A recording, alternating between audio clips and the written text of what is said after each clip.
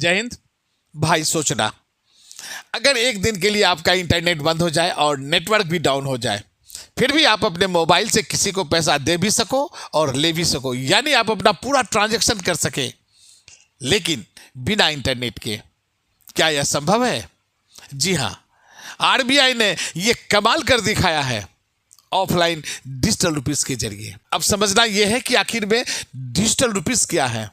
Digital rupees Bharat का अपना official digital पैसा है, जिसे खुद आरबीआई यानी रिजर्व बैंक ऑफ इंडिया खुद जारी करती है इसे। अब इसी का नया वर्जन आया है ऑफलाइन मोड,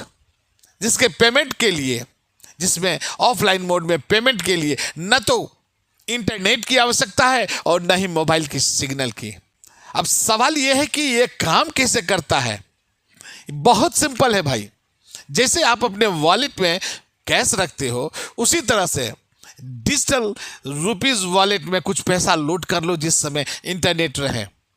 उसके बाद अब चाहे इंटरनेट चला भी जाए, आप ब्लूटूथ या एनएफसी के थ्रू अपना पेमेंट कर सकते हैं बिना नेटवर्क के।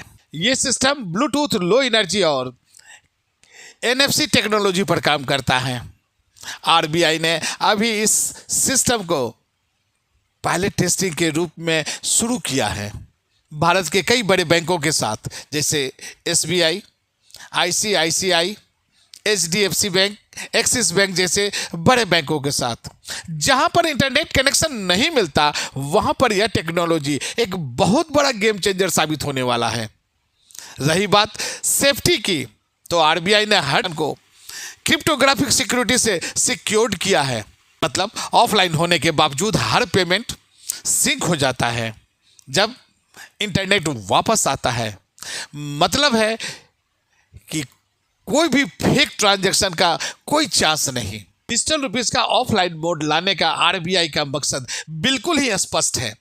वो चाहता है कि हमारा डिजिटल रुपीस भी यूपीआई की तरह कॉमन हो सके, ताकि भारत के सबसे रिमोट एरिया में भी डिजिटल पेमेंट पॉसिबल हो सके। भाई, यह सिस्टम तो भारत के लिए एक ऐतिहासिक मोमेंट है, ऐतिहासिक क्षण है, और दुनिया में भारत पहला देश ऐसा बनने वाला है जहां अपना ऑफिशियल डिजिटल करेंसी को ऑफलाइन मोड में लेके जा रहा है। अगर आप चाहें तो मैं इस टॉपिक पर एक लॉन्ग वीडियो भी बना सकता हूं, जिसमें मैं आपको बताऊंगा कि डिजिटल रुपीस और यूपीआई के में असली डिफरेंस क्या है। सिर्फ आपको कमेंट में लिखना है यस